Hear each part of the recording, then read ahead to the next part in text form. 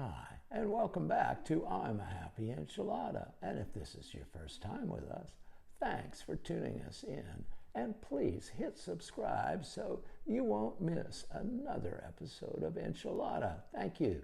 I'm Don Culver. I'll be your host today, and today we're diving into episode 233. Are you struggling with avoidance behavior?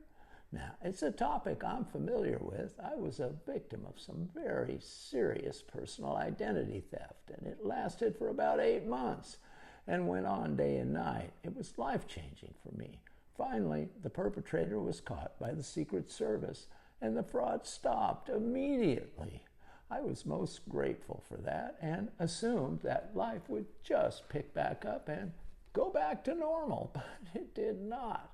Life changed for me pretty much forever, I think. The aftermath has been actually worse than the event. In short order, I realized that I'd been traumatized by the events that took place, and it was up to me to clean up the mess someone else made in my life.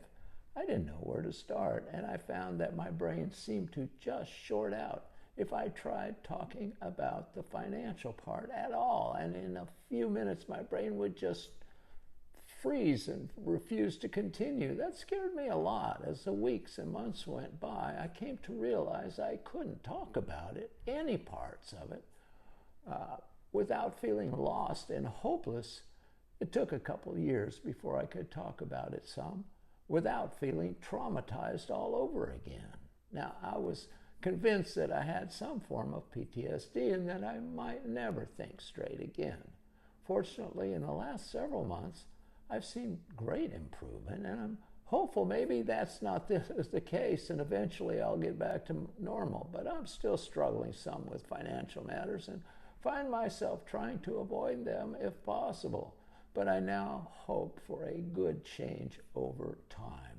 So I saw this topic and did a little research on it and said, I gotta do this one. There's millions of people that have been impacted by identity theft.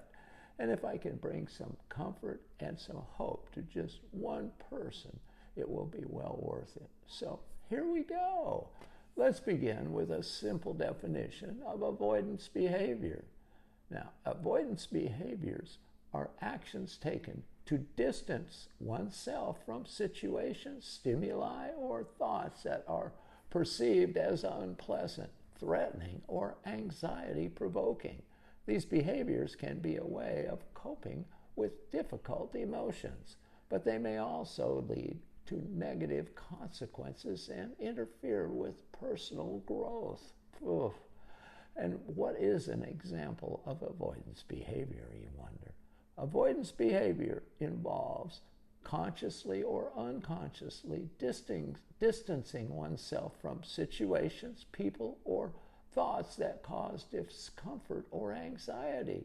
Examples include avoiding social gatherings due to social anxiety, procrastination on tasks perceived as challenging, or staying away from places or activities that trigger a specific phobia. And how can you tell if someone is avoidant? Someone may be avoidant if they demonstrate discomfort with emotional closeness, prefer maintaining personal space, find it difficult to trust and rely on others, and often prioritize independence over connection. Wow. They might also struggle with vulnerability and deep conversations, and may pull away from relationships when intimacy or commitment feels threatened. This is important stuff. Also, there are a number of avoidance behaviors, and they can be loosely categorized into 5 different types: situational avoidance behaviors, cognitive avoidance behaviors, protective avoidance behaviors, somatic avoidance behaviors, and substitution behaviors. Now, you may know someone that is going through this right now, or maybe you're the one going through it. So I guess the burning question might be, how do we fix this avoidance behavior? Well, to fix avoidance behavior, start by understanding its roots. recognizing when you're doing it, and then actively choosing to engage with what you're avoiding. This can be done through techniques like gradual exposure, mindfulness, and problem solving, and by using a therapist to help guide you on your way. That's the best. And here's a detailed breakdown of steps you can take to understand and recognize avoidance. First, identity triggers. Become aware of the situations, emotions, or thoughts that trigger your avoidance. Recognize the behavior. Pay attention to when you are avoiding, whether it's through physical distancing, distraction, or procrastination, and acknowledge the cycle. Understand that avoidance can perpetuate itself, making the feared situation seem even more daunting. Next, taking action. Gradually exposure. Start with small, manageable steps toward facing your fears, gradually increasing the challenge as you become more comfortable. Mindfulness. Practice staying present and fully engaged with your emotions without judgment.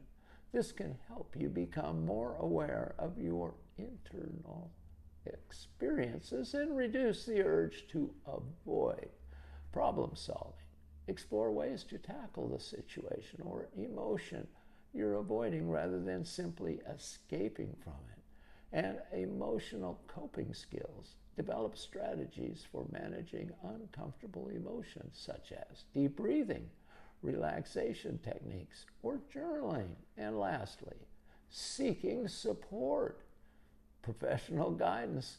Consider therapy, especially cognitive behavioral therapy or exposure therapy, which can help you address root causes of your avoidance and develop coping mechanisms and support systems. Lean on family, friends, or support groups for encouragement and accountability. By implementing these strategies, you can begin to break the cycle of avoidance and face your fears and challenges in a more constructive way. Now, it isn't easy, and it won't fix things overnight, but it will make a welcome change in your everyday life if you'll just stick with it, and whatever you do, don't give up. Well, that's all I've got. So until next time, God bless and be a happy enchilada. Bye.